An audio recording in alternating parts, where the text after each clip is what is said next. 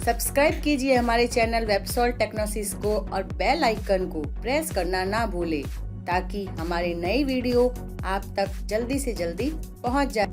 नमस्कार दोस्तों, स्वागत है आपका हमारे YouTube चैनल वेबसॉल्ट टेक्नोसिस में।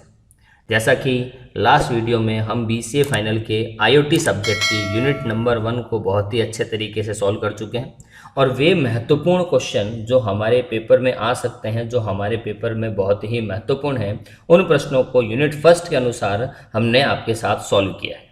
इसी सीरीज में यूनिट नंबर 2 को हम आपके साथ में शेयर कर रहे हैं और यूनिट नंबर 2 के अंदर बेसिकली 4 कंसेप्ट को इन्वॉल्व शामिल किया गया है, जिसमें हम सबसे पहले IoT सिस्टम मैनेजमेंट की need, SNMP, IoT platform design methodology, जो एक बहुत ही महत्वपूर्ण प्रश्न है जो बड़े क्वेश्चन के रूप में हमारे सामने आता है, IoT प्लेटफॉर्म डिजाइन मेथोडोलॉजी और IoT लॉजिकल डिजाइन।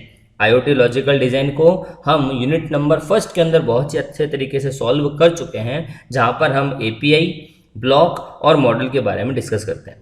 तो इसी सीरीज में यूनिट 2 के साथ में हम आगे बढ़ते हैं, तो आप बने रहिए हमारे साथ में। हम स्टार्ट करते हैं। सबसे पहला प्रश्न है हमारा need of IoT system management. जैसा कि जानते हैं कि IoT आज के समय में बहुत ही उपयोगी टेक्नोलॉजी के रूप में हमारे सामने आ रहा है और इंटरनेट और सेंसर बेस्ड डिवाइस से हम कहीं पर भी बैठे किसी भी डिवाइस को कंट्रोल कर सकते हैं।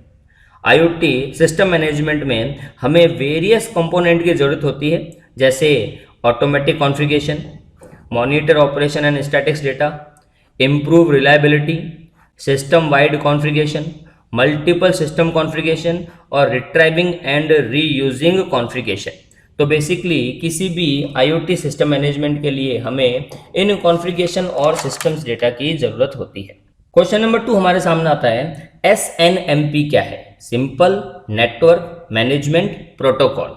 मीन्स इसे हम सिंपल नेटवर्क मैनेजमेंट प्रोटोकॉल के नाम से जानते हैं और ये एक well known widely use network management protocol है। ये नेटवर्क डिवाइस को मॉनिटर और कॉन्फ़िगर करता है, जैसे राउटर, स्विच, सर्वर या प्रिंटर्स।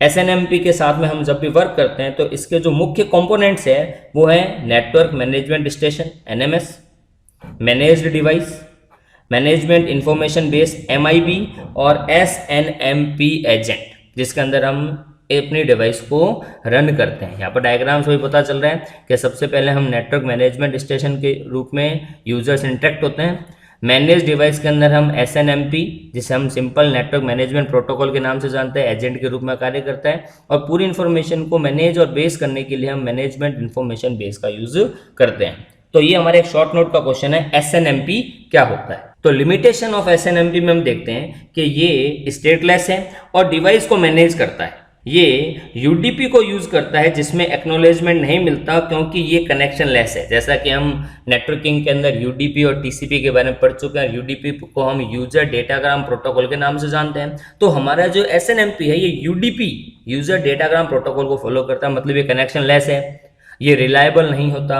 इसमें अगर डेटा सेंड कर देंगे तो इसका हमें एक्नॉलेजमेंट नहीं मिलेगा, लेकिन इसकी डेटा रेट स्प्रेड करने की जो स्पीड होती है वो फास्ट होती है। बेसिकली करेक्ट कॉन्फ़िगरेशन को रिट्राइव करना डिफिकल्ट होता है और ओल्डर SNMP में पावरफुल सिक्योरिटी फीचर्स नहीं होते। ये हमारी होती है लिमिटेशंस ऑफ SNMP।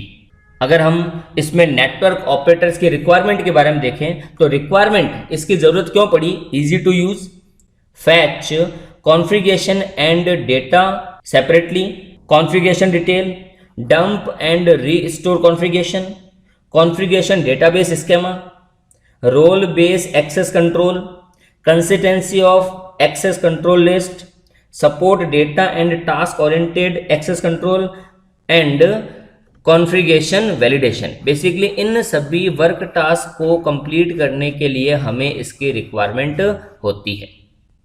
तो यहाँ पर हमारे 2 महत्वपूर्ण टॉपिक तैयार हो गए। पहला टॉपिक हो गया हमारा कि सिस्टम नीड क्या होती है, दूसरा SNMP क्या है, उसकी लिमिटेशंस क्या है और उसकी रिक्वायरमेंट क्या होती है।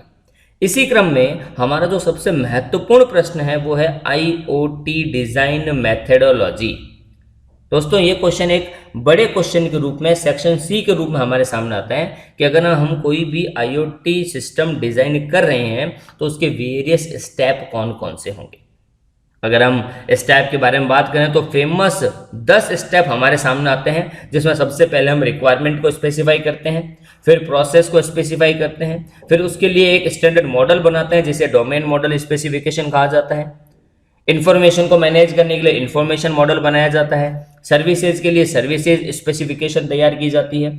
उसके बाद में इसके लेवल बनाए जाते हैं। तो टोटल 6 लेवल हमारे सामने आता है किसी भी सिस्टम डिजाइन में।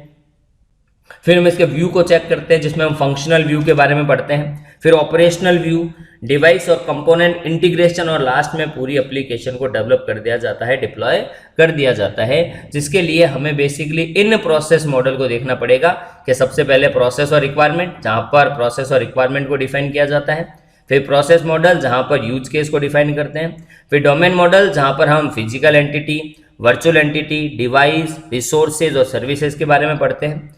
इन्फॉर्मेशन के लिए हम रिलेशन और एट्रीब्यूट और कंसेप्ट को चेक करते हैं। सर्विस के अंदर प्रोसेस मॉडल, मैप मॉडल और इन्फॉर्मेशन मॉडल की वेरियस सर्विसेज के बारे में ध्यान रखा जाता है। लेवल के अंदर हम स्टेप बाय स्टेप लेवल का फिल्टराइजेशन करते हैं, तो टोटल 6 लेवल हमारे पास में आते हैं।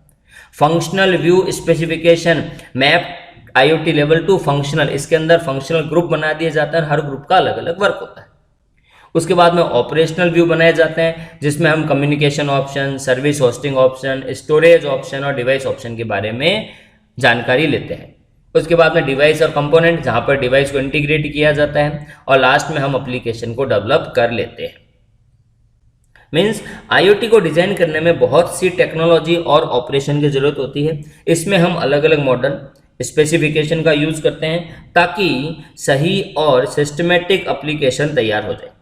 किसी भी डिजाइन मेथोडोलॉजी को अलग अलग स्टेप के द्वारा कंप्लीट किया जाता है ताकि एरर ना रहे। हर स्टेप में requirement, service, function, operation, device जैसे कंपोनेंट को यूज करते हैं। तहाँ पर आप ये एक डायग्राम, जहाँ पर आप इस डायग्राम को तैयार कर सकते हैं। जैसा कि सभी लेवल का अलग अलग वर्क होता है, तो जैसा कि सभी लेवल का अलग अलग वर्क होता है, और स्टेप 1 में हम पढ़ते हैं purpose and requirement specification. Means IoT system design methodology का यह पहला स्टेप है, जिसमें सिस्टम की रिक्वायरमेंट और पर्पस को डिफाइन किया जाता है। इस स्टेप में सिस्टम पर्पस, बिहेवियर और रिक्वायरमेंट जैसे data collection, data analysis, system management, data privacy, security requirement, user interface जैसी रिक्वायरमेंट को हम कैप्चर करते हैं। स्टेप नंबर 2 में हम प्रोसेस स्पेसिफिकेशन के बारे में बात करते हैं। मीन्स इस स्टेप में पर्पस और रिक्वायरमेंट स्पेसिफिकेशन के आधार पर यूज केस को डिस्क्राइब किया जाता है, जहां पर हम एक स्टैंडर्ड मॉडल तैयार करते हैं, यूज केस मॉडल तैयार करते हैं। Number 3, domain model specification. Means इस मॉडल में मेन कंसेप्ट, एंटिटी और ऑब्जेक्ट को डिस्क्राइब किया जाता है। ये ऑब्जेक्ट के एट्रीब्यूट और ऑब्जेक्ट के बीच में रिलेशन को बताते हैं। ये मॉडल हमें कंसेप्ट का एक एब्स्ट्रैक्ट रिप्रेजेंटेशन देते हैं। डोमेन की एंटिटी, ऑब्जेक्ट, टेक्नोलॉजी और प्लेटफॉर्म की डिटेल जानकारी को इसमें उपलब्ध करवाया जाता है। इस मॉडल के आधार पर IoT सिस्टम डिजाइनर ये समझ जाता है कि ये जो IoT डोमेन मॉडल बनाया गया है, ये कौन कौन से सिस्टम के लिए फिजिबल है और कौन से सिस्टम के लिए फिजिबल नहीं है। नेक्स्ट आता है हमारे सामने step 4, information model specification. Means IoT system की सभी इंफॉर्मेशन के स्ट्रक्चर को इस स्टेप में डिफाइन किया जाता है, जैसे एट्रीब्यूट की वर्चुअल एंटिटीज, रिलेशन आदि। इस मॉडल में इंफॉर्मेशन को कैसे स्टोर व रिप्रेजेंटेशन किया जाएगा ये डिस्क्राइब नहीं करते। इस मॉडल को डिफाइन करने के लिए सबसे पहले वर्चुअल एंटिटी के डोमेन मॉडल को लिस्ट किया जाता है। मीन जितनी भी जानकारी उनकी एक लिस्ट तैयार की जाती है और उसके आधार पर डोमेन मॉडल से उसको स्पेसिफाई मैच किया जाता है। स्टेप नंबर 5 में सर्विस स्पेसिफिकेशन है, जो हमारा स्टेप 5 है, और इस स्टेप में IoT सिस्टम की सर्विस को डिफाइन करते हैं, जिसमें सर्विस का type, service input output, service and point, service schedule, service pre condition और सर्विस इफेक्ट को डिफाइन करते हैं। स्टेप नंबर 6 को हम IoT लेवल स्पेसिफिकेशन कहते हैं। जैसा हमने डिस्कस किया भी था कि जब भी किसी IoT सिस्टम को डिजाइन करते हैं तो उसके लिए हमें अलग अलग 6 लेवल दिए गए हैं, जिनका काम लोकल से क्लाउड तक पूरी इंफॉर्मेशन को कम्युनिकेशन करना है। स्टेप नंबर 7 है functional view of specification. Means ये स्टेप आईओटी सिस्टम के वेरियस फंक्शन को अलग अलग फंक्शन ग्रुप में डिफाइन करता है, जिसे हम एफजीज कहते हैं। हर फंक्शन ग्रुप डोमेन मॉडल में डिफाइन किए गए कंसेप्ट की फंक्शनलिटी को बताता है। मीन्स जो फंक्शन वर्किंग कर रहे हैं उनके अलग अलग ग्रुप बना दिए जाते हैं जो अपने हिसाब से अपनी वर्किंग को डिफाइन करते हैं। Step number 8 operational view specification. Means इस स्टेप में आईओटी डिप्लॉयमेंट के अलग अलग ऑपरेशन जैसे service hosting, storage option, device option, application hosting जैसे स्टेप को डिफाइन किया जाता है। स्टेप नंबर 9 जिसे हम डिवाइस और कंपोनेंट इंटीग्रेशन कहते हैं, कि जो भी हमारा सिस्टम तैयार हुआ है उन सारे कंपोनेंट को आपस में जोड़ना, इंटीग्रेट करना।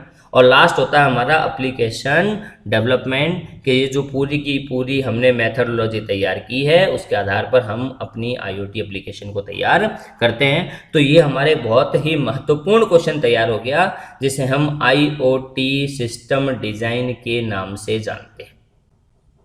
एक और क्वेश्चन इसी यूनिट का है जिसे हम लॉजिकल डिजाइन के नाम से जानते हैं, और वो क्वेश्चन हमने वीडियो फर्स्ट के अंदर पहले से डिफाइन कर रखा है। अगर आप उस क्वेश्चन को तैयार करना चाहते हैं तो प्रीवियस में दिए गए आप उस वीडियो के अंदर से उस टॉपिक को तैयार कर सकते हैं। तो यहाँ पर हमने आईओटी की दूसरी यूनिट को बहुत ही अच्छे से तैयार कर लिया।